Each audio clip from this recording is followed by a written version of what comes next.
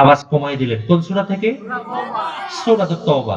আচ্ছা, আমাদের এলাকার কোরআন শরীফের মধ্যে প্রথমে সূরা ফাতিহা পাওয়া যায়। আপনাদের এলাকায়ও কি তাই? হ্যাঁ?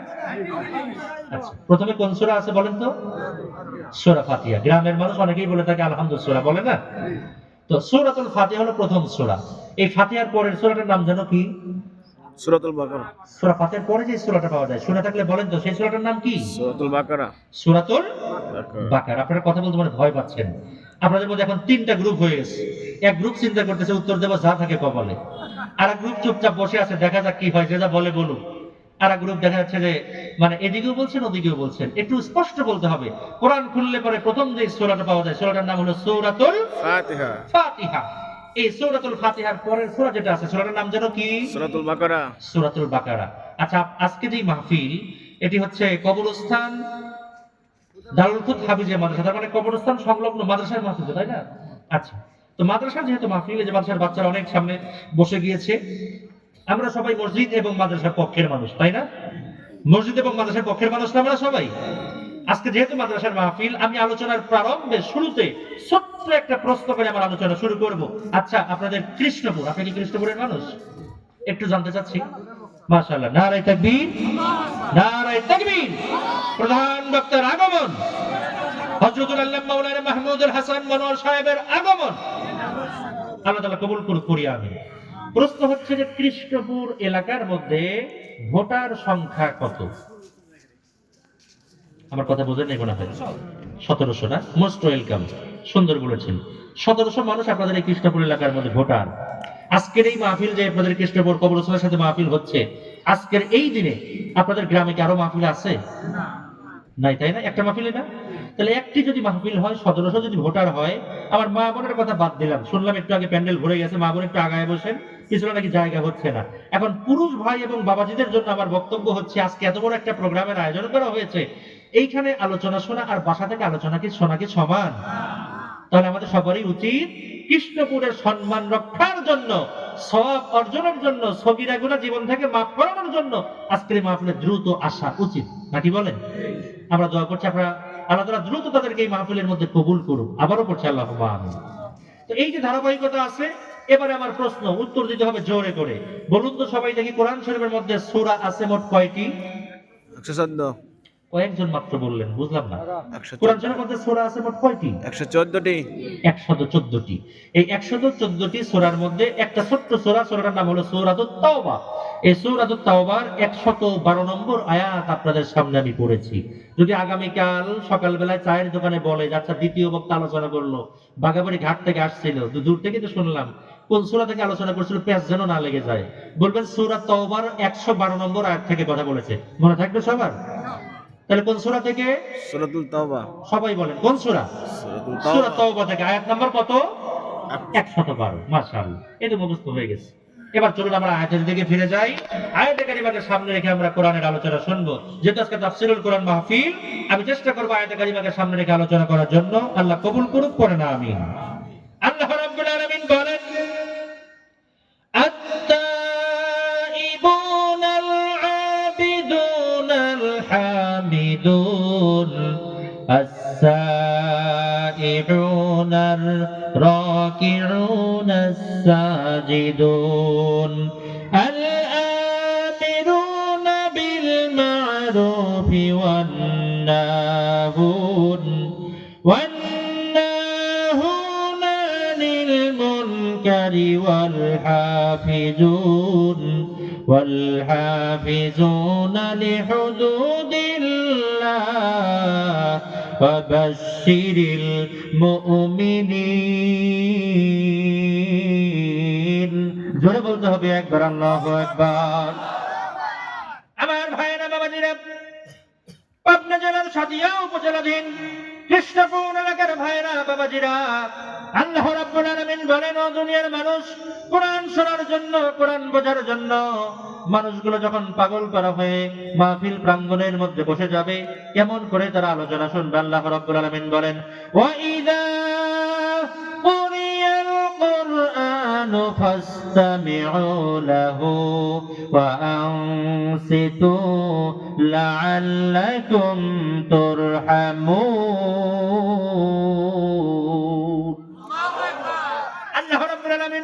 মানুষ কোরআনের আলোচনা যেখানে চলবে, কোরআনের কথা যেখানে চলবে, চুপচাপ থেকে কান লাগায়া মনোযোগ সহকারে যদি কোরআন তোমরা শুনতে পারো, আমি আল্লাহ রাব্বুল আলামিন বলে দিলাম, ও আমার বান্দা, মনোযোগের সাথে এই কোরআন শোনার জন্য তোমাদের উপরে অগণিতবার অসংখ্যবার আমি আল্লাহর পক্ষ থেকে অগণিতবার রহমত এবং বরকত নাজিল হবে। একটু কি জোরে বলা যায় না সুবহানাল্লাহ? সুতরাং প্রাণের ভাইয়েরা, বাবাজিরা, কলিজার টুকরা ইসলাম প্রিয় ভাইয়েরা, বাবাজিরা, আল্লাহ রাব্বুল আলামিন আয়াতে কারিমার প্রথমেই যে শব্দখানা ব্যবহার করেছেন, 112 নম্বর আয়াতের প্রথম নম্বর যেই শব্দ, আল্লাহ রাব্বুল আলামিন বলেন আত-তাইবুন, তওবা করতে হবে দুনিয়ার জগতে কোনো মানুষের কাছে নয়। আমরা তওবা করব একমাত্র মহারাজাধিরাজ ওই আল্লাহ তাআলার জন্য। চিৎকার দিয়ে বলা যায় নাকি একবার সুবহানাল্লাহ? আমার ভাইয়েরা, বাবাজিরা, একটু বুঝে থাকলে জবাব দিবেন। আপনাদের এলাকার মধ্যে যখন কোনো মানুষ মুমূর্ষু অবস্থা হয়ে যায়, মারা যাবে অবস্থা, এলাকার মধ্য থেকে মাওলানা আব্দুল আলিম জিহাদি সাহেবকে ডেকে নিয়ে আসা হবে। আপনাদের এই গ্রামের মধ্যে 8 থেকে 9 জন বক্তা আছে, তাদেরকে ডেকে নিয়ে আসা হবে। চলো একটু তওবা করাতে হবে, অমুক ব্যক্তি মুমূর্ষু অবস্থায় আছে, যে কোনো মুহূর্তে মারা যাবে। একটু বুঝে থাকলে বলবেন, কৃষ্ণপুরবাসী, ওই মুহূর্তে যদি আপনাদের অত্র এলাকার আলেমের কথা বাদ দিলাম, বাংলাদেশের সবচেয়ে বড় মসজিদ বাইতুল মুকাররমের ইমাম সাহেবকেও যদি নিয়ে আসা হয়, তার কথাও বাদ দিলাম, সৌদি আরব, আমি এখানে আসার পরে জানতে পেরেছি আপনাদের এলাকার মধ্যে হাজী সাহেবদের সংখ্যা অনেক বেশি, ঘরে ঘরে হাজী। মারহাবা বলেন। সৌদি আরবের সবচেয়ে গ্র্যান্ড মুফতি, সবচেয়ে বড় ইমাম সাহেবকেও যদি নিয়ে আসার পরে ওই ব্যক্তিকে যদি কালেমা পড়ানো হয়, তওবা পড়ানো হয়, আপনাদের কাছে ছোট্ট একটা কথা আমার জানার, এবার ওই ব্যক্তিটাকে সৌদি আরবের ইমাম সাহেবকে নিয়ে এসে তওবা পড়ানো হলো, ওই মুহূর্তে যদি তওবা পড়ানো হয়, আর ওই লোকটা যদি দুনিয়ার জগতে অতীত জীবনে ইসলাম বিদ্বেষী হয়, বাতিলের সাথে আপোষ করে চলে, কোরআন বিদ্বেষী হয়, নামাজ না পড়ে, কালাম না পড়ে, তওবা না করে চলে, ইসলামের পথে না চলে, এত বড় ইমাম, এত বড় হুজুর দিয়েও তওবা পড়লে ওই তওবার কি 4 পয়সার কোনো মূল্যায়ন আছে নাকি? একটু জোরে বলেন, আছে নাকি? আমার ভাইয়েরা, বাবাজিরা, বর্তমান বাংলাদেশের মধ্যে টেকনাফ থেকে তেতুলিয়া, রূপসা থেকে পাথুরিয়া, সুন্দরবন থেকে বান্দরবান পর্যন্ত কোরআন আইন বাস্তবায়নের জন্য, কোরআন আইন এই সমাজে প্রয়োগ করার জন্য জীবনের শেষ দিন পর্যন্ত যারা কাজ করে যাবে, শেষ মুহূর্তে তওবার কোনো প্রয়োজন নাই। শেষ মুহূর্তে আমার আল্লাহ রাব্বুল আলামিন ওই ব্যক্তিকে ইসলামপন্থী ব্যক্তি হিসেবে কবুল করবেন। চিল্লা বলা যায় নাকি একবার মারহাবা? আমার ভাইয়েরা, বাবাজিরা, তবে 1 নম্বরই বলা হয়েছে তওবা করতে হবে দুনিয়া জগতে কোনো মানুষের জন্য নয়। আমরা তওবা করব কার জন্য? তওবা করব কার কাছে? জোরে বলেন না, কার কাছে? কেমন ভাবে তওবা করতে হবে? আয়াতে কারিমার প্রথম শব্দের একটু ব্যাখ্যার জন্য ছোট্ট একটা ঘটনা আপনাদের সামনে এবার আমি শেয়ার করতে চাই। এই দুনিয়ার জগতে অনেক মানুষ আছে যারা দুনিয়ার জগতে বারবার তওবা করে, অনেকগুলো কাজ করার পরে বারবার আল্লাহর কাছে তওবা করে। তার কারণ তারা জানে, যেই ব্যক্তিগুলো তওবা করে তার অন্তর থেকে জানে, তওবা করলে পরে দুনিয়ার জগতে কোনো মানুষ যদি বুঝতে না পারে, তওবার জন্য দুনিয়ার জগতে ওই আল্লাহ রাব্বুল আলামিন ওই ব্যক্তিটাকে প্রিয় ব্যক্তি হিসেবে কবুল করে নেয়। ঠিক কিনা বলেন? একটা ছোট্ট ঘটনা আপনাদের সামনে আমি বলি। আপনাদের এখানে আমি প্রাইভেট কারে নিয়ে আসার সময় ধুলাউড়ি মাদ্রাসার পরে একটা 3 মাথা পাওয়া গেছে। যদি বুঝে থাকেন বলেন তো দেখি। একটা রাস্তা বরাবর চলে গিয়েছে, আর একটা রাস্তা দিয়ে আমরা ব্রিজ পার হয়ে ঢুকেছি, আর একটা রাস্তা দিয়ে আসলাম। ওই যে গোল চত্বর, যেই জায়গাতে ব্রিজের উপরে উঠলাম, ওইটাকে কয় মাথা বলে? এই বুঝতে পারছেন? সবাই বলেন কয় মাথা? 3 মাথা। এরকম একটা 3 মাথার মধ্যে একজন মহিলা দাঁড়ায় আছে। এই মহিলার পরিচয় বারবার শুনতে চাওয়া হয়েছে। এই মহিলার পরিচয় জানার জন্য বারবার জানতে চেষ্টা করা হয়েছে। 3 মাথার মধ্যে একজন মহিলা দাঁড়ায় আছে। মহিলাটাকে কিতাবের মধ্যে বর্ণনা করা হয়েছে, এই মহিলা সাধারণ কোনো মহিলা নয়। এই মহিলার পরিচয় হলো তৎকালীন জামানায় বাংলাদেশে যেমন বর্তমান সময় আমরা দেখতে পারি যে এলাকার মধ্যে বিভিন্ন সময় ইসলাম বিদ্বেষী কাজ করা হয়, ওই এলাকার মধ্যে আল্লাহ রাব্বুল আলামিন একজন মুহাক্কিক বান্দা, ওলি বান্দা, প্রিয় বান্দাকে আল্লাহ তাআলা নিযুক্ত করে দেন। মারহাবা বলেন। সিলেটের যদি আপনি তাকান, ওই সিলেটের মধ্যে আল্লাহর একজন ওলি ঘুমিয়ে আছে। নাম জানো কি? কি নাম? শাহজালাল ঘুমিয়ে আছে। সিলেট এলাকার মধ্যে বিভিন্ন সময়ে বারংবার ইসলাম বিদ্বেষী কাজ হওয়ার জন্য আল্লাহ রাব্বুল আলামিন সেখানে শাহজালালের মধ্যে একজন পয়গম্বর, শাহজালালের মধ্যে আল্লাহ তাআলা একজন প্রিয় বান্দাকে পাঠিয়ে দিয়েছেন। তখন একটু বাগের হাটের দিকে দক্ষিণবঙ্গের মধ্যে বিভিন্ন সময় ইসলাম বিদ্বেষী কাজ হওয়ার জন্য আমার আল্লাহ রাব্বুল আলামিন ওই বাগের হাটের মধ্যে একজন ব্যক্তির জন্ম দিয়ে দিলেন, যেই ব্যক্তির নাম হলো খান জাহান আলী। মারহাবা বলে। আমাদের শাহজাদপুরের দিকে তাকান, এই শাহজাদপুর জন্মভূমির মধ্যে অত্র এলাকার মধ্যে বিভিন্ন এলাকার মধ্যে আশপাশ এলাকার মধ্যে ইসলাম বিদ্বেষী কাজ হওয়ার জন্য আমার আল্লাহ রাব্বুল আলামিন শাহ মাকদুম রাহমাতুল্লাহি আলাইহি ওনার মতো জবরদস্ত একজন আল্লাহর প্রিয় বান্দাকে সেখানে পাঠিয়ে দিলেন, যাতে করে কালিমার পতাকা আসমানের উপরে পথ পথ করে ওড়ানো যায়। মারহাবা বলেন।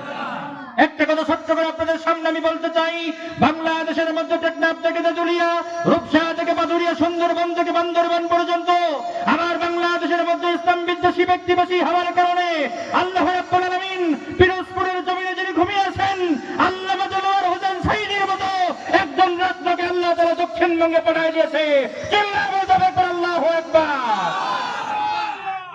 আপনারা সাথিয়ার মানুষ, একটু খেয়াল করে দেখবেন, আমি বারবার বড় বড় আলেম ওলামার সাথে বসার পর একটা কথা জানতে পেরেছি, আল্লামা সাঈদীর আমরা সবাই পাগল। ঠিক কিনা বলেন? রাজনৈতিক কোনো কারণে নাই, কোরআনের বুলবুলির কারণে। ঠিক কিনা বলেন? এই আল্লামা সাঈদী তিনি নিজেও না, তা কিচ্ছু লাগবে না, পানি কিনা। আল্লামা সাঈদী রাহমাতুল্লাহি আলাইহি ওনার মতো জবরদস্ত একজন ব্যক্তি হওয়ার পরেও আপনারা সাথিয়া পাশে সত্যি কপালওয়ালা মানুষ। ওনার মতো ব্যক্তি আপনাদেরই সাথিয়া উপজেলার সন্তান মরহুম মকফুর মতিউর রহমান নিজামী রাহমাতুল্লাহি আলাইহি বারবার তাকে রেসপেক্ট করেছে, বারবার তাকে অনুসরণ করেছে। তিনি কোন ভাবে চলেন, কোন ভাবে কথা বলেন, আল্লামা সাঈদী গোটা পৃথিবীর মধ্যে পরিচিত হলেও বারবার শুধু মতিউর রহমান নিজামীর দিকে লক্ষ্য করতেন, নজর করতেন, তাকে ফলো করতেন। জোরে বলি একবার মারহাবা। সেই উপজেলার মানুষ আপনারা, আপনারা সত্যি কপালওয়ালা মানুষ। গোটা বাংলাদেশ শুধু নয়, গোটা পৃথিবীর মানুষ জানে এই সাথিয়া সম্পর্কে। মারহাবা বলেন। বলছিলাম আপনাদের সামনে যে আল্লাহ তাআলা যে এলাকার মধ্যে উল্টাপাল্টা জিনিস তৈরি হয়, উল্টাপাল্টা মনোভাব নিয়ে মানুষ তৈরি হয়, সেই এলাকার মধ্যে আল্লাহ তাআলা প্রিয় বান্দাকে পাঠিয়ে দেন। তৎকালীন জামানায় আমরা সবাই জানি দুনিয়ার জগতের একজন পয়গম্বর ছিলেন, আল্লাহ তাআলার প্রিয় ছিলেন। একটু আপনাদেরকে প্রশ্ন করব, বলেন তো দেখি, এই পৃথিবীতে আল্লাহ তাআলার একজন প্রিয় ব্যক্তি ছিলেন যিনি আল্লাহ তাআলার সাথে বেশি বেশি কথা বলতেন, ওই নবীটার নাম যেন কি? মাশাআল্লাহ, মূসা আলাইহিস সালাম, যার নামের একটা পদবি দেওয়া হয়েছিল, লকব দেওয়া হয়েছিল মূসা কালিমুল্লাহ। জোরে বলি একবার সুবহানাল্লাহ। আমার ভাইয়েরা, বাবাজিরা, এই মূসা আলাইহিস সালামের সময় আল্লাহ রাব্বুল আলামিনের একজন প্রিয় বান্দী বারবার শুধু চিন্তা করে, আমি যেই বাড়ির মধ্যে থাকি। আর একটা প্রশ্ন ছোট্ট করে একটু আপনাদের কাছে করব, বলুন তো দেখি, মূসা আলাইহিস সালামের কাজে বাধা দিত তৎকালীন সময়ে একজন লেডি ব্যক্তি, নামটা যেন কি? ফেরাউন। বারবার তার কাজের মধ্যে বাধা দিত। ওই ফেরাউনের বাড়িতে ফেরাউনের মেয়েকে একটু পরিপাটি করে রাখার জন্য ওই বাড়িতে দাসীর দায়িত্ব পালন করেছে। সিরাত বিশ্বকোষ কিতাবের মধ্যে এসেছে, ওই মহিলার নাম এসেছে দুইটা। কোন কোন কিতাবে বলা হয়েছে মাসাতা, আবার কোন কোন কিতাবের মধ্যে ওই মহিলাটার নাম এসেছে মোসাতা। যে নামটাই হোক না কেন, এই মেয়েটা বারবার চিন্তা করে, বর্তমান এলাকার মধ্যে ফেরাউনের বাড়িতে আমি থাকি, ফেরাউনের মেয়ের বারবার সেবা আমি করি, কিন্তু তার সেবা করা তেমন কোনো প্রবলেম আমার মধ্যে নাই। কিন্তু ফেরাউনের ধর্ম যেহেতু আমাকে মানতে বলা হয়, এই ফেরাউনের ধর্ম তো আমার মনের মধ্যে ভালো লাগে না। এক আল্লাহর কালিমা গ্রহণ করতে বারবার আমার মনটা চায়। চিল্লা বলা যায় নাকি একবারে সুবহানাল্লাহ? আমার ভাইয়েরা, বাবাজিরা, আমার পাবনা জেলার ভাইয়েরা, এমন সময় কিতাবের মধ্যে বর্ণনা করা হয়েছে, ওই মহিলা মনে মনে চিন্তা করে, আসমান যিনি সৃষ্টি করেছেন, জমিন যিনি সৃষ্টি করেছেন, লৌহ কলম যিনি বানিয়েছেন, আমাকেও যিনি বানিয়েছেন, ওই আল্লাহর কালিমা গ্রহণ করবো, তাহলে তা কার কাছে যাওয়া যায়? খোঁজ নিয়ে জানতে পেরেছেন তৎকালীন জামানার মধ্যে এলাকার মধ্যে সবচাইতে বড় পয়গম্বর নাম হলো হযরত মূসা আলাইহিস সালাম। একটু কি জোরে বলা যায় না সুবহানাল্লাহ? এই মূসা আলাইহিস সালামের সামনে কোথায় তাকে পাওয়া যায়? তার কাছ থেকে কালিমা গ্রহণ করতে হবে। একটু আগে আমি বলেছি 3 রাস্তার কথা, এমন একটা 3 রাস্তার মোড়ের মধ্যে মহিলা দাঁড়ায় আছে। যে পাশ দিয়ে আসুক না কেন মূসা আলাইহিস সালাম এখান দিয়ে যাবে, আগে থেকেই লক্ষ্য নিয়েছে, আগে থেকেই জানাশোনা করেছে। 3 মাথার মধ্যে মহিলা দাঁড়ায় আছে। মূসা আলাইহিস সালাম যখন দ্বীনের দাওয়াত দেওয়ার পরে 3 মাথার উপর যে চলে আসে, এমন সময় মহিলাটা 2টা হাত টান টান করে দিয়া রাস্তার সামনে মূসা আলাইহিস সালামকে আটকায় দেয়। এবারে ডেকে ডেকে বলে, পয়গম্বর মূসা, এখান দিয়ে যাওয়ার পূর্বে একটা বার আমাকে কালিমা পড়ে মুসলমান বানায় দেওয়া লাগবে। একটু কি জোরে বলা যায় না সুবহানাল্লাহ? সঙ্গে সঙ্গে আল্লাহর নবী মুসা বলে, ও মহিলা, কোথায় তোমার বাড়ি আর কোথায় তোমার ঘর? এমন সময় মহিলা বলে, আমি ফেরাউনের বাড়িতে থাকি, দাসীর কাজ করি, কিন্তু ফেরাউনের ধর্ম আমার মানতে ভালো লাগে না, বারবার আমার মনটা চায় আমি আল্লাহর কালিমা গ্রহণ করব। আমি জানতে পেরেছি আপনি হলেন আমাদের এলাকার মধ্যে সবচাইতে বড় পয়গম্বর, একটু কালিমা পড়ে আমাকে মুসলমান বানায় দেন। এই ছোট্ট দাবি নিয়ে আপনার কাছে এসেছি। আমার জীবনে আর কোনো চাওয়া পাওয়া নাই, এই চাওয়া পাওয়াটা মিটে গেলে আমার জীবনটা ধন্য হয়ে যাবে। একটু জোরে বলতে হবে সুবহানাল্লাহ। সঙ্গে সঙ্গে মুসা আলাইহিস সালাম ওই মহিলাকে কালিমা পড়ে মুসলমান বানাই দিলেন। আমাদের কালিমা হলো একরকম, আর মুসা আলাইহিস সালামের সময় একটু কালিমার ভিন্নতা ছিল। আমার নবী মুসা কালিমুল্লাহ সঙ্গে সঙ্গে কালিমা পড়াই দিলেন, লা ইলাহা ইল্লাল্লাহ মুসা কালিমুল্লাহ। মারহাবা বলেন। কালিমা পড়ানো হয়ে গেল। ছোট্ট একটা আমল চাইলেন, আমাকে একটা ছোট্ট আমল শিখিয়ে দেন। কালিমা যেহেতু আমি গ্রহণ করেছি, কোন কাজ করলে আল্লাহর সান্নিধ্য পাওয়া যাবে, অতীত জীবনের গুনাহ খাতাগুলো মাফ হয়ে যাবে। সঙ্গে সঙ্গে মুসা আলাইহিস সালাম বললেন, মা রে, তোমাকে আমি ছোট্ট একটা আমল দিয়ে দিচ্ছি। সকল কাজের শুরুতে নিতে হবে কার নাম? আল্লাহ। একটু জোরে বলেন না, কার নাম? আল্লাহর নাম নেওয়া লাগবে। আমার ভাইয়েরা, বাবাজিরা, সকল কাজের শুরুতে আল্লাহর নাম নিতে হবে। একটা কথা অনেক কথা চলে আসে, সময় করবে না। আমি মূল কথার দিকে থাকতে যাচ্ছি, ডান বাম গেলে আমার সময় হারিয়ে যাবে। এমন সময় সকল কাজের শুরুতে মহিলাকে বলা হলো প্রত্যেকবার আল্লাহর নাম নিতে হবে। এমন সময় মহিলাটা বাসায় চলে আসার পরে, ফেরাউনের বাড়িতে আসার পরে রান্না বান্না করে তারপরে কার নাম নেয়? আল্লাহর নাম নিয়ে নেয়।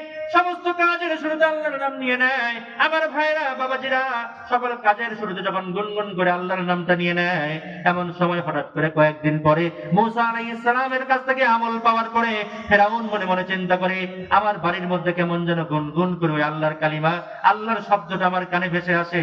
ফেরাউনের মেয়েকে বলে, একটু লক্ষ্য রাখো তো, আমার বাড়ির মধ্যে আমার নুন খেয়ে আল্লাহর গুণ গাইবে, এমন কাজ যেন কোনো ব্যক্তি করতে না পারে, একটু সতর্ক হতে হবে। নাউজুবিল্লাহ বলে। সবাই চোখ কান খোলা রাখলো, কে আল্লাহর নাম নিয়ে নেয়। আমার ভাইয়েরা, বাবাজিরা, এমন সময় কিতাব প্রমাণ করে হঠাৎ করে এই মেয়েটা একদিন জরুরি কোনো কাজ করার সময়ে সিরাত বিশ্বকোষ কিতাবের মধ্যে একটা ছোট্ট ঘটনা বর্ণনা করা হয়েছে।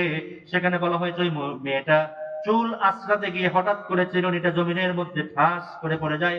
সঙ্গে সঙ্গে ওই মহিলাটা একটু আগেই যেহেতু আমল শিখে এসেছে, সকল কাজের শুরুতে আল্লাহর নাম নেওয়া লাগবে। আমরা যখন বিপদের মধ্যে পড়ে যাই, আমাদের এলাকার মধ্যে যখন কোনো মানুষ মারা যায়, তখন শখের সাথে সাথে মসজিদের মাইকের মধ্যে এলান হয়ে যায়, অমকের সন্তান অমকে দুনিয়ার জগতে নাই, ইন্না লিল্লাহি ওয়া ইন্না ইলাইহি। আপনাদের এলাকা বলে তো, মানুষ মারা গেলে আমরা এই দোয়াটা পড়ে থাকি, কিন্তু আল্লাহ তাআলা শিক্ষা দিয়েছেন যখন কোনো বিপদ হয়ে যাবে সঙ্গে সঙ্গে বলতে হবে ইন্না লিল্লাহ। কি বলতে হবে? ছোট্ট একটা আমল শিখেছেন আজকের এই মাহফিল থেকে। যখন যে কোনো বিপদ হয়ে যায়, হোঁচট খেয়েছি, সঙ্গে সঙ্গে ওরে মা ওরে বাবা বলে উঠি। কিন্তু আল্লাহ তাআলা আমাদেরকে শিক্ষা দিয়ে দিয়েছে, বিপদ যখন আমাদের সামনে চলে আসবে সঙ্গে সঙ্গে আমরা নিব মুখে কার নাম? আল্লাহ। আল্লাহর নাম। জমিনের মধ্যে চিরুনি পড়ে গেছে, সঙ্গে সঙ্গে একটু জোরেই বলে ফেলেছে ইন্না লিল্লাহ। আর এই শব্দটা সবকিছু ভেদ করে ফেরাউনের কান পর্যন্ত চলে এসেছে। কে যেন আমার বাড়ির উপরে থেকে আল্লাহর নাম নিয়ে নিল। এই কথাটা ফেরাউনের কানে আসার সঙ্গে সঙ্গে চিন্তা করলো, আমার বাড়ির ভিতরে থেকে আল্লাহর নাম নিবে, এমন ঘটনা তো ঘটতে পারে না। চিরুনি অভিযান শুরু করে দিল, বাড়ির ভিতরে তল্লাশি শুরু করে দিল। কোন ব্যক্তি আল্লাহর নাম নেয়, এইরকম আল্লাহর নাম নেওয়া ব্যক্তিটা আমার বাড়ির মধ্যে থাকতে পারে না। আমার ভাইয়েরা, বাবাজিরা, বিগত 16 বছর আমরা দেখেছি এই বাংলাদেশের মধ্যে অনেকগুলো তাফসীর মাহফিল বন্ধ হয়ে যেত। বক্তা কথা বলার সময় সামনে থেকে টান দিয়ে মাইক কেড়ে নেওয়া হতো, আর মাহফিলের অনুমতির জন্য বারবার থানায় যাওয়া লাগতো। এরকম ঘটনা বাংলাদেশে ঘটছে না, ঘটে নাই? বারবার এরকম ঘটনা ঘটেছে। অনেকগুলো মাহফিল বিগত দিনে আমার বন্ধ হয়ে গেছে। আমার ভাইয়েরা, বাবাজিরা, গত বছর 5ই আগস্টের পরে বাংলাদেশের সোনালী অতীত আবার তৈরি হয়ে গিয়েছে। আমার এই বাংলাদেশের মধ্যে আবার নতুন করে কোরআনের বুলবুলিরা মন প্রাণ খুলে কোরআনের কথা বলা শুরু করে দিয়েছে। চিল্লা বলা যায় নাকি একবার আল্লাহু আকবার? নারে তাকবীর! যেই ব্যক্তিগুলো কোরআনের কথা বন্ধ করার চেষ্টা করেছিল, কোরআনের মাইনাবাখী আল্লামা সাঈদী সহ অনেকগুলো ব্যক্তিকে ফাঁসির কাষ্ঠের মধ্যে ঝুলিয়ে মেরেছে। তারা চিন্তা করেছে কোরআনের আইন বাংলাদেশে বন্ধ করে দেব, কিন্তু এই সোনার বাংলা লাল সবুজের পতাকার দেশে আজকে তাদের ঠাঁই হয় নাই। ঠিক কিনা বলে? আল্লামা সাঈদী বারবার বলেছে, এমন জিনিস আমি লক্ষ্য করছি যে বাংলাদেশের ভাগ্য আকাশের মধ্যে যার সুবহে সাদিক হওয়া সম্ভব এমন কথা বারবার বলেছে। সকল কথার শেষে বলেছে এই বাংলাদেশে যারা এইরকম কাজ করতেছে এই বাংলাদেশের মধ্যে ঠাঁই হবে না, এই বাংলাদেশে যারা টিকতে পারবে না, চলে যেতে হবে মামুবাড়ি দিল্লির মধ্যে। এই আল্লামা সাঈদের কথা যেন অক্ষরে অক্ষরে পালন হয়ে গেল। বাংলাদেশের কোথাও ঠাঁই হলো না, পৃথিবীর অন্য কোনো রাষ্ট্রে ঠাঁই হলো না, যেতে হলো কোন দেশের মধ্যে? মামুবাড়ি দিল্লির মধ্যে যেতে হলো। আমার ভাইয়েরা বাবাজিরা, আল্লাহর কোরআন আইন এই জমিনের মধ্যে বাস্তবায়ন করতে হবে। আল্লাহর নাম নেওয়ার কারণে ফিরআউন যখন বারবার চিরুনি অভিযান শুরু করে দিল, কোথায় আল্লাহর নাম নিল, বাড়ির মধ্যে যতগুলো মানুষ ছিল সকলকেই নিচে নামায় নিয়ে আসা হলো। বুঝতেছেন তো সবাই? কষ্ট হচ্ছে আপনাদের? আমার ভাইয়েরা বাবাজিরা, আমি কিন্তু খুব শর্ট টাইমের মধ্যে এদিক সেদিক যাচ্ছি না, সোজা আলোচনার সামনের দিকে আগাচ্ছি। আমার আয়াতে কারিমার তাফসীরটা শেষ করতে, আলোচনা শেষ করতে হবে। বন্ধুরা, আমার ভাইয়েরা, সকল ব্যক্তিগুলোকে যখন সামনে নিয়ে আসা হলো, একজন দুইজন করে সবাইকে প্রশ্ন করা হয়, আল্লাহর নাম কে নিল? উপরতলা থেকে আমার কানের মধ্যে আল্লাহর শব্দ ভেসে এসেছে। আমার ভাইয়েরা বাবাজিরা, ইসলামের সত্য কথা বলা হলো হালাল, আর মিথ্যা কথা বলাটা হারাম। কিন্তু ইসলামের মধ্যে এমন একটা জিনিস আছে, সত্য না মিথ্যাও না, যেটাকে বলা হয়েছে হিকমা। হিকমা অবলম্বন করে ইসলামের মধ্যে জায়েজ করা হয়েছে। এমন সময় মহিলাটার কাছে যখন এসে বলল আল্লাহর নামটা কে নিল, আগে যাদেরকে বলা হয়েছে সকলেই বলেছে আমরা তো আল্লাহর নাম নেই নাই। যখন মহিলাকে প্রশ্ন করা হয়েছে, মনে মনে চিন্তা করে, এখন যদি আমি সত্য কথা বলে যে আমাকে জানা মেরে ফেলবে, আবার যদি মিথ্যা কথা বলে দেই মিথ্যা হয়ে যাবে, হারাম হয়ে যাবে। সুতরাং ইসলামে যেহেতু হিকমা অবলম্বন করা যায়, একটু হিকমত অবলম্বন করতে হবে।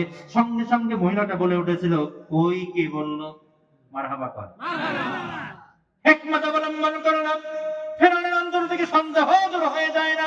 বারবার চিন্তা করে এমন কাজ কে করেছে, ওই মহিলাটার উপরে বারবার চিন্তা করে নিশ্চয়ই মনে হয় এই মহিলাটা এই কথা বলেছে। তার উপরে খবরদারি লাগানো হলো, তার পিছনে গোয়েন্দা লাগাই দেওয়া হলো, তার পিছনে সিআইডি লাগাই দেওয়া হলো। আমার ভাইয়ের বাবাজিরা, সিআইডি গোয়েন্দা সকলেই বারবার ফেরাউনের কাছে বলে, এই মহিলাটাকে বারবার সন্দেহ হয়। সকল কাজের শুরুতে গুনগুন করে কি যেন বলে, আবার একটু পর্দা মেইনটেইন করে চলে। আবার আজানের ওয়াক্ত যখন হয়ে যায়, সুন্দর করে পরিপাটি করে ওযু করে। মনে হয় এই মহিলাটার মধ্যে ভেজাল আছে। নাউজুবিল্লাহ বলে। ঈমানের পথে অবিচল থেকে আমার মরণ যেন হয়। ঈমানের পথে অবিচল থেকে আমার মরণ যেন হয়। তোমারই কাছে মিনতি আমার,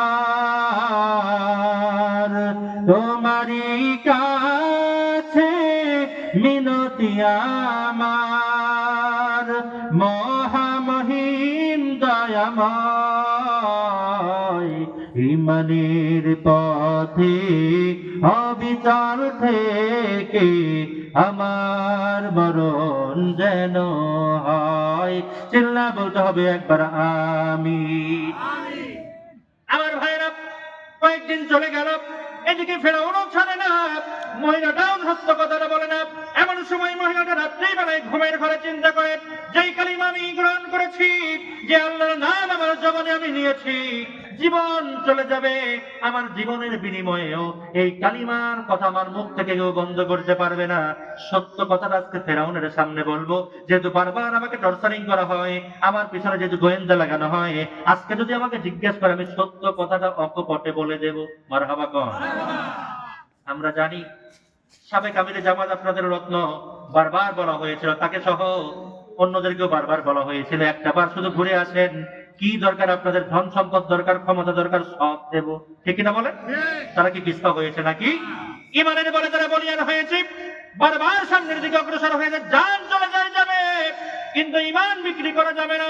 মহিলাটা মনে মনে সিদ্ধান্ত গ্রহণ করলো, যেহেতু বারবার আমাকে প্রেসার ক্রিয়েট করা হয়, সত্য কথা আজকে বলে দেব। এমন সময় যখন তাকে বলা হলো কে বলে, আজকে বলতেই হবে। এমন সময় মহিলাটা কিতাবের মধ্যে আছে, তার শাহাদাত আঙ্গুলটা আসমানের দিকে উঁচু করে বলে, ওই আল্লাহর কালিমা আমি মাসাতা অথবা আমি মুসাতা, আমার জবান থেকে আমি নিয়েছি, আমি বলেছি ইন্না লিল্লাহ। চিৎকার যে বলা যায় নাকি একবার সুবহানাল্লাহ? আমার আপনার ভাইয়েরা বাবাজিরা, এই কথা যখন বলে ফেললো, সঙ্গে সঙ্গে ফেরাউন ঘোষণা দিয়ে দেয়, এলাকার মানুষগুলো সবাই সামনে দাঁড়িয়ে যাও, সৈন্যরা কোথায় আছে আমার সামনে চলে আসো। দ্রুত মহিলাটাকে আটকায় ফেলো, হাত বাঁধো, পা বাঁধো, বাজারের সামনে নিয়ে চলে যাও, শক্ত মতো বিচার হবে।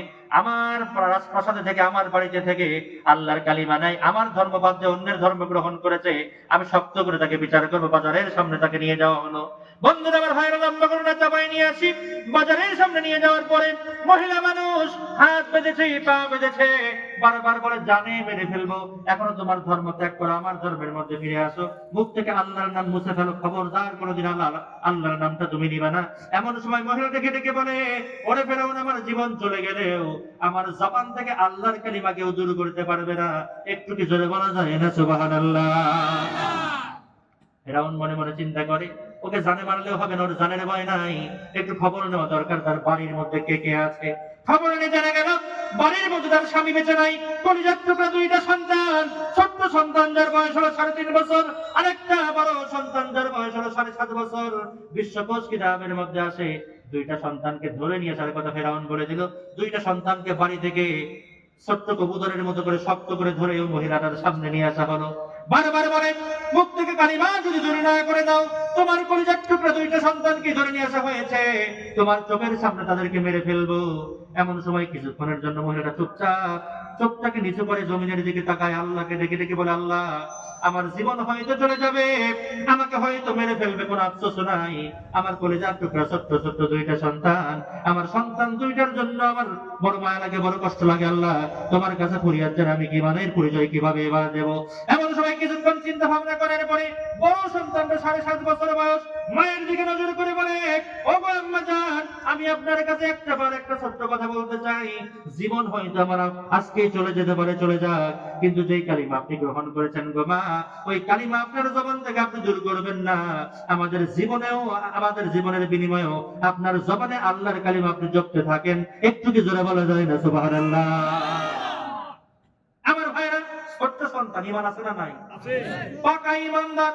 বড় সন্তানের কথা শুনে মায়ের মনে হয় কলিজাটা বড় হয়ে গেল। আরে ছোট্ট সন্তান, 7.5 বছর বয়স, কেমন তার বুকের মধ্যে আল্লাহর প্রেম। এমন সময় মহিলা ডেকে ডেকে বলে, ওরে ফেরাউন, আমার সন্তানদের জীবন যদি চলে যায়, আমি মাসাদারও জীবন যদি চলে যায়, আমি দেখতে পাচ্ছি আল্লাহ রাব্বুল আলামিন ফেরেশতার মাধ্যমে আমার চোখের সামনে জান্নাতের 8টা দরজা খুলে দিয়েছে। একটু জোরে বলতে হবে সুবহানাল্লাহ। আমার ভাইরা, বাবাজিরা, মহিলাকে বারবার প্রেসার দেওয়া হয়, কিছুই মানে না। এমন সময় ফেরাউন বলল, আমার সৈন্যরা কোথায় আছো, তাড়াতাড়ি আমার সামনে চলে আসো। 4 দলে সৈন্যকে বিভক্ত করলো। কয় দলে? 4 দলে। এক দলকে বলা হলো, আর দেরি করবা না, দ্রুত চলে যাও, এই মরুভূমির মধ্যে শুকনা লাঠিগুলো কুড়ায় কুড়ায় নিয়ে আসো। এক দল চলে গেল। 2 নম্বর দলকে বলা হলো, আর দেরি করবা না, তাড়াতাড়ি বাজারের মধ্যে চলে যাও, যত রকমের তেল পাওয়া যায় সকল তেলগুলো তোমরা তাড়াতাড়ি কিনে চলে আসো। কয়টা দল গেল? 2টা দল। 3 নম্বর দলকে বলা হলো, তোমাদের বাইরে কোথাও যাওয়া লাগবে না, এখানে নেমে যাও, মাটি গর্ত করা, খনন করা শুরু করে দাও। যতক্ষণ তোমাদের মাথা দেখা যাবে ততক্ষণ তোমরা গর্ত করতেই থাকবা, যখন আর মাথা দেখা যাবে না তখন তোমরা গর্ত খনন করা বন্ধ করে দেবা। কয়টা দল গেল? 3টা দল। 4র্থ নম্বর দলকে বলা হলো, আপনাদের এলাকায় ধানের আবাদ হয় কিনা আমার জানা নাই, ধান যখন সেদ্ধ করে ওই জিনিসটাকে যেন কি বলা হয়? হ্যাঁ, কড়াই বলা হয়। বড় একটা কড়াই নিয়ে আসতে হবে, ফেরাউনের হুকুম। 3 জন ব্যক্তিকে পাঠিয়ে দিল, দ্রুত যাও, একটা বড় কড়াই নিয়ে চলে আসো। 4টা গ্রুপ করে যখন কাজগুলো ভাগ ভাগ করে দিল, সকলেই তাদের দায়িত্ব পালন করার জন্য দৌড়ায় চলে গেল। মাটি খনন করা হয়ে গেল, তেল চলে আসলো, লাকড়ি চলে আসলো, কড়াইটাও সামনে চলে আসলো। এমন সময় ফেরাউন ডেকে ডেকে বলে, ওরে বাছাতা, এখনো কি তুই বুঝতে পারতেছিস না কি হতে পারে এবার? এখনো সময় আছে, মুখ থেকে আল্লাহর কালিমা দূর কর, আমি ফেরাউনের নাম তুই বারবার জপতে থাক, তোকে আমরা জানে বাঁচাই দেবো, তোর সন্তানদেরকেও মাফ করে দেবো। তারপরেও ওই ছোট্ট আপনার মহিলাটা বারবার ডেকে ডেকে বলে, আমার কলিজার টুকরা ছোট্ট ছোট্ট সন্তানের জীবন যদি চলে যায়, আমি মহিলারও যদি জীবন চলে যায়, আমার জবান থেকে কালিমা কেউ দূর করতে পারবে না। মারহাবা কর। ঈমান কাকে বলে ছোট্ট পরিচয় দেওয়ার জন্য কিতাবের সামনে আপনাদের সামনে আলোচনা নিয়ে এসেছি। আমার ভাইরা, বাবাজিরা, কলিজার টুকরা ইসলাম প্রিয় ভাইরা, বাবাজিরা, এমন সময় যখন ওই গর্তের মধ্যে কড়াইটাকে বসানো হলো, সকল তেলগুলো কড়াইয়ের মধ্যে ঢেলে দেওয়া হলো, লাকড়িগুলো গর্তের মধ্যে ফালায় দেওয়া হলো, আগুন যখন জ্বালায় দেওয়া হলো, ও সাথীবাসী, একটা আপনাদেরকে বলতে চাই, কড়াইয়ের উপরে যে তেলগুলো আছে, ওই তেলগুলো কি ঠান্ডা হবে নাকি গরম হবে? টকটকে গরম হয়ে যাবে। অনেকক্ষণ যখন সময় চলে গেল, এমন সময় ফেরাউন একটা তাজা পাখিকে ধরে নিয়ে এসেছে। কিতাবের মধ্যে আসি তাজা পাখিকে ধরার পরে যখন কড়াইয়ের মধ্যে ওই পাখিটাকে ফেলে দেয়, এমন সময় ফেরাউন বারবার ডেকে ডেকে বলে, মহিলা তাকায় দেখ, পাখিটাকে যখন কড়াই ওই তেলের মধ্যে ছেড়ে দিলাম, ছেড়ে দেওয়ার সঙ্গে সঙ্গে ভাজা ভাজা হয়ে গেল। এমন গরম তেল তৈরি করা হয়েছে, আল্লাহর কালিমা তোর মুখ থেকে যদি বন্ধ না করিস, আমার কালিমা যদি জপতে না থাকিস, তোর কলিজার টুকরা ছোট্ট সন্তানটাকে ওই কড়াইয়ের মধ্যে আমি ফেলে দেবো। নাউজুবিল্লাহ বলে।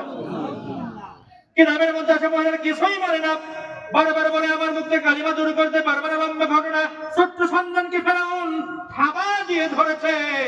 এমন সময় মহিলাটা হাউমাউ করে কান্দে আর আসমানের দিকে নজর করে বলে, আল্লাহ গো, আমার চোখের সামনে আমার 3 বছর 3.5 বছরের সন্তান, কলিজার টুকরা সন্তানটাকে শক্ত করে কলারটা ধরে সম্ভবত তেলের মধ্যে এখন ফালাইয়ে দিবে। আল্লাহ, তোমার কাছে ফরিয়াদ যারা আমি মা হয়ে কেমনে সহ্য করব, তবে একটা ছোট্ট ফরিয়াদ তোমার কাছে জানাই, আমার কলিজার টুকরা সন্তান সহ আমাকে যেন জান্নাতের মধ্যে যদি জায়গা না হয়, জান্নাতের ওই বারান্দার মধ্যে একটা কর্নারের মধ্যে যেন সামান্য পরিবেশে আমার এই দুইটা সন্তান আর আমাকে মিলে আমাদের এই 3 জনকে যেন সামান্য একটু জায়গা যেন থাকার জন্য দিয়ে দেওয়া হয়। একটু কি জোরে বলা যায় না সুবহানাল্লাহ? ছোট্ট সন্তানটাকে কড়াইয়ের গরম তেলের মধ্যে ফেলে দিল। মুহূর্তের মধ্যে ছোট্ট সন্তান গরম তেলের মধ্যে ফালাই দেওয়ার সঙ্গে সঙ্গে কঙ্কাল হয়ে গেল। মায়ের চোখ থেকে পানি গড় গড় করে বের হয়ে যায়, চিৎকার দিয়ে কাঁদে, আল্লাহ, এমন পরীক্ষা তুমি আমার চোখের সামনে ফালাইয়া দিলা, ছোট্ট সন্তান দুনিয়া থেকে বিদায় হয়ে গেল। ইন্না লিল্লাহি ওয়া ইন্না ইলাইহি রাজিউন। বড় সন্তান সামনে আছে, বারবার তাকে নিষেধ করা হয়, মুখ থেকে কালিমা দূর করো, বারবার বলার পরেও মানে না, বারবার বলার পরেও শোনে না। কিছুক্ষণ পর বারবার তাকে শাসানোর পরে বড় সন্তানটাকে যখন ধরার পরে 1 পা 2 পা করে সামনের দিকে চলে যায়, এমন সময় বড় সন্তানটা ডেকে ডেকে বলে, মা গো, আমার ছোট ভাই তোমার চোখের সামনে বিদায় নিয়েছে, আমার কলিজার মধ্যে টান লেগেছে, এবার হয়তো আমাকেও দুনিয়া থেকে বিদায় করে ফেলবে। তোমার কাছে একটা ছোট্ট দাবি গো মা, আমরা সন্তান আমাদের জীবনে চলে যায়, একটু পরে হয়তো তোমাকেও দুনিয়া থেকে মেরে ফেলতে পারে গো মা, কিন্তু যেই কালিমার জন্য আমি জীবন দিচ্ছি, ওই আল্লাহকে ডেকে ডেকে বললাম, আল্লাহ, আমার মা আমাদের জন্য কালিমার জন্য আমাদের জীবন বিনিময় করে দিয়েছে, আমার মায়ের জীবনে চলে যাচ্ছে, জান্নাতের মধ্যে যেন আমাদেরকে একটা জায়গায় রাখা হয় গো মা, আমাকে এখন তেলের সামনে নিয়ে যাওয়া হচ্ছে, কিছুক্ষণের মধ্যে হয়তো আমাকেও সেখানে ফালাইয়া দেবে গো মা। আমি ছোট মানুষ হলে কি হবে, আমার চোখের সামনে আমি দেখতে পাচ্ছি মৃত্যু বরণ করার সঙ্গে সঙ্গে আল্লাহ তাআলা আমাকে জান্নাতের মধ্যে চড়ুই পাখি হিসেবে কবুল করে নেবেন। চিল্লা বলা যায় নাকি একবারে সুবহানাল্লাহ? আমার ভাইয়েরা, বাবাজিরা, বড় সন্তানটাকে ওই তেলের মধ্যে ফেলাই দিয়া দুনিয়া থেকে বিদায় করে ফেলা হলো। ইন্না লিল্লাহি ওয়া ইন্না ইলাইহি রাজিউন। এমন সময় মহিলাটা অল্প শোকে কাতর আর অধিক শোকে পাথর হয়ে গেছে, চোখের আর পানি নাই, কথা বলতে পারছে না। কলিজার টুকরা 2টা সন্তান বিদায়, বারবার ডেকে ডেকে বলে, আমার মুখ থেকে তোমরা কালিমা দূর করতে পারবে না, আমার সন্তানদেরকেও বিদায় করে ফেলেছো, আমারও যদি জীবন চলে যায় তারপরেও সম্ভব নয়। অনেকক্ষণ বারবার বোঝানোর পরে ফেরাউন বারবার বোঝাতে থাকি, তোমার জীবনটা আমরা ভিক্ষা দিয়ে দিব, তোমাকে আমরা ওই তেলের কাছাকাছিও নেব না, তোমার মুখ থেকে কালিমা দূর করে দাও। এমন সময় শেষ পর্যন্ত সিরাত বিশ্বকোষ কিতাবের মধ্যে আসে, জীবনের শেষ মুহূর্ত পর্যন্ত ওই মহিলাটা তার জবান যে আল্লাহর নামের জিকির করে করে গিয়েছে। চিল্লা বলে যায় নাকি একবারে সুবহানাল্লাহ? আমার ভাইয়েরা, বাবাজিরা, অনেক লম্বা সময় পার করার পরে সারাদিন যখন চলে গেল, মাগরিবের ওয়াক্ত যখন শুরু হয়ে যাবে, তার কিছুক্ষণ পূর্বে ওই মহিলাটাকে ফেরাউন ওই গরম তেলের মধ্যে ফালায় দিয়ে দুনিয়া থেকে বিদায় করলো। একটু সকলেই বলুন, ইন্না লিল্লাহি ওয়া ইন্না ইলাইহি রাজিউন। আমার সাথীয়ার ভাইয়েরা, বাবাজিরা, আত্মাইবনের ছোট্ট ব্যাখ্যার মধ্যে আপনাদের সামনে আমি যেই ঘটনাটা উল্লেখ করলাম, জীবন চলে গেছে একটা নাকি 3টা? 3টা জীবন চলে গেছে। তারপরেও এই জবান থেকে কালিমা দূর হয়েছে নাকি? এই জবান থেকে আল্লাহর নাম দূর হয়েছে নাকি? কিন্তু বড় আফসোসের বিষয়, এই তো সামনে নির্বাচন চলে আসতেছে, বিগত দিনেও নির্বাচন হয়েছে, 10 টাকার বিড়ি আর 5 টাকার চায়ের জন্য, সামান্য কিছু অর্থকরীর জন্য আমাদের জীবনের সবচাইতে বড় আমানত, বুঝতে পারতেছেন তো, সবচাইতে বড় আমানত, সেটা আমরা ইসলাম বিদ্বেষীদের কাছে, বেনামাজিদের কাছে, রোজা রাখে না, যাকাত দেয় না, নামাজ পড়ে না, তাদের কাছে বিক্রি করে এসেছি। ঠিক কিনা বলে? কিয়ামতের ময়দানে মহামুসিবতের সময় একজন ব্যক্তি হাজী মানুষ, একজন ব্যক্তি নামাজি মানুষ, দানশীল মানুষ, সবকিছু ঠিকঠাক আছে, কিন্তু কিয়ামতের ময়দানে আমার আল্লাহ তাআলা যখন বলবে অমুক ব্যক্তিকে জাহান্নামী বানায় ফেলো, এমন সময় লোকটা ডেকে ডেকে বলবে, আল্লাহ, আমার জীবনে তো একটাও পাপ নাই, যা করেছি সব ভালো কাজ করেছি, আমাকে তুমি কেন জাহান্নামের আগুনে দিচ্ছ? এমন সময় আল্লাহ তাআলা ডেকে রেখে বলবে, ওরে আমার প্রাণের বান্দারে, দুনিয়ার জগতে সব কাজ তুমি ভালোভাবেই করেছো, কিন্তু এমন একটা কাজ তুমি করেছো তোমার জীবনে সবচেয়ে বড় আমানত, এমন জায়গায় তুমি যেছো যেই লোকটা নামাজ পড়ে নাই, না পড়ার কারণে তোমার উপরে পাপ এসেছে। ওই লোকটা হজ করে নাই, যাকাত দেয় নাই, ইসলামের পথে চলে নাই, কোরআনের পথে চলে নাই, সুতরাং তোমার উপরে পাপ চলে আসার কারণে ওই লোকটা পাপ করার কারণে সেও জাহান্নামী হয়েছে, আর তার অনুসারী হওয়ার কারণে আজকে তুমিও জাহান্নামের আগুনে পড়বা। আমি আল্লাহর কাছে কোনো 4 পয়সার মাপ হবে না। সিদ্ধান্ত নিতে হবে, বুঝে বুঝে কাজ করতে হবে। নামাজি ব্যক্তিদেরকে আমাদেরকে সমর্থন করতে হবে। টুপি আছে, দাঁড়িয়ে আছে, ইসলামের পথে কোরআনের পথে জীবন যাপন করে এমন ব্যক্তিদের সমর্থন আমাদের করতে হবে। আল্লাহ রাব্বুল আলামিন যেন সঠিক বুঝ আমাদের দান করে। একটু সকলেই পড়ি আল্লাহুম্মা আমিন। একটু জিকির করি লা ইলাহা